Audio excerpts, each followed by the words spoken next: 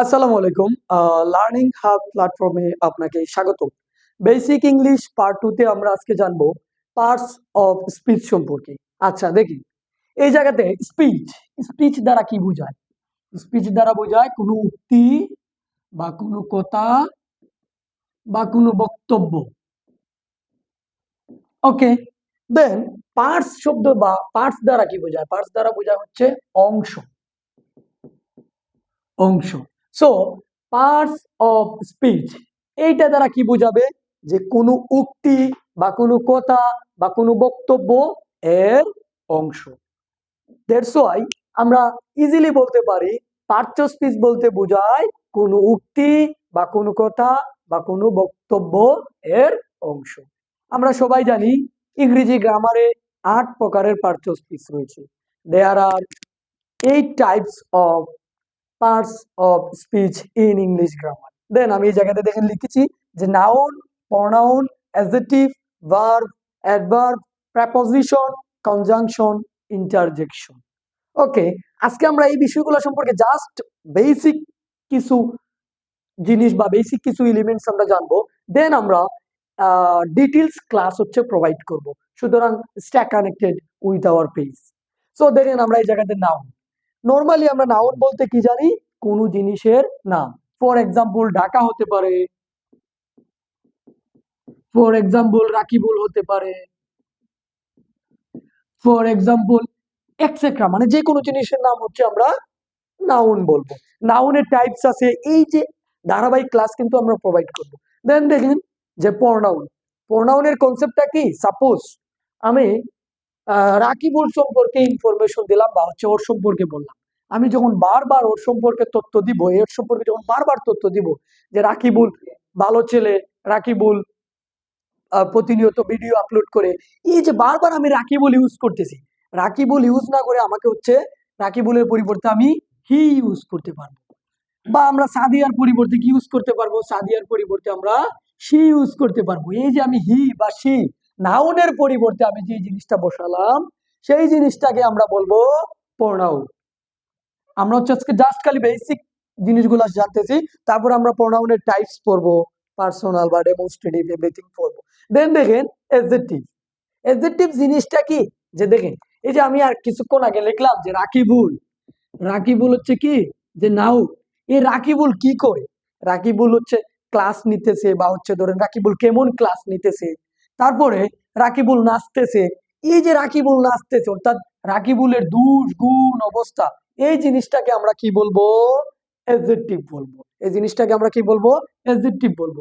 আমরা যদি বইয়ের ভাষায় সুন্দরভাবে বলি, আমরা বলতে পারবো নাউন বা প্রনাউনের দুষ গুণ অবস্থা যখন বুঝায় তখন সেটাকে আমরা কি বলবো? অ্যাডজেক্টিভ বলবো। আচ্ছা, দেন দেখেন এই জায়গাতে আমি কি লিখছি? যে ভার্ব। তো এই জায়গাতে আমি কি লিখছি? ভার্ব।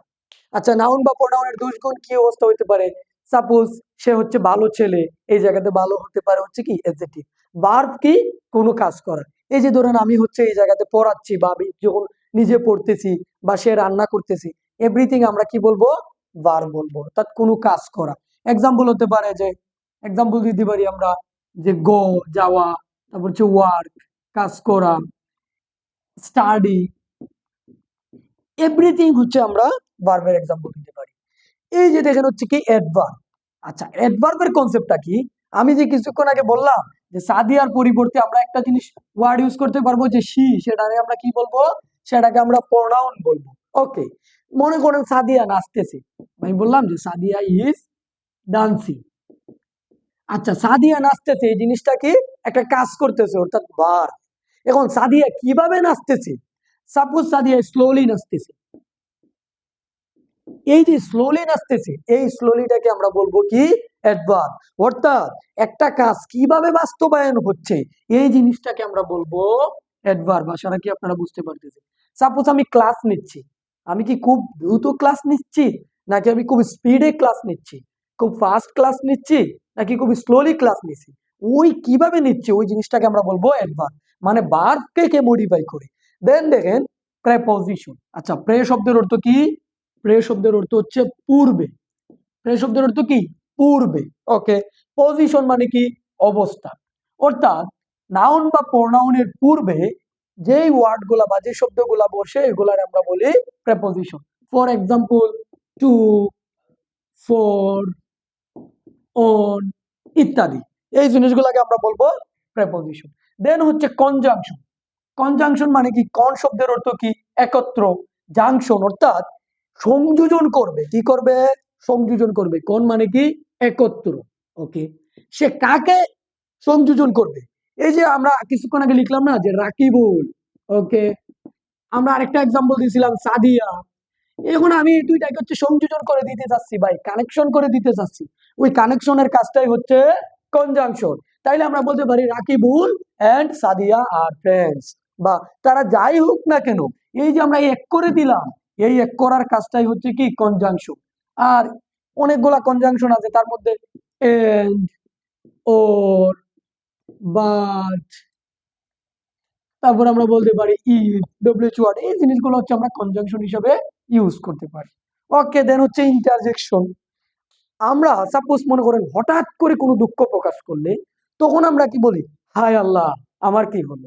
বা ছোট বাচ্চারা যখন হচ্ছে আকাশে এরোপ্লেন উড়ে, দ্যাট টাইম আমরা দেখি তারা হচ্ছে টোটালি সারপ্রাইজ হয়ে যায়। এই যে সারপ্রাইজ হওয়া বা কোনো জায়গায় হচ্ছে গ্রিপ বা কোনো জায়গায় দুঃখ পাওয়া, এই টাইপকে আমরা বলবো হচ্ছে ইন্টারজেকশন।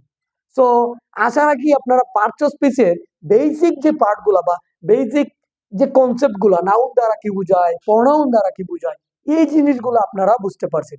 আমরা প্রত্যেকটার ক্লাসিফিকেশন, আলাদা আলাদা ক্লাসিফিকেশন এবং প্রত্যেকটার previous admission question solve, job question solve আমরা প্রোভাইড করব। So please stay connected with us. That's all for today. আসসালামু আলাইকুম।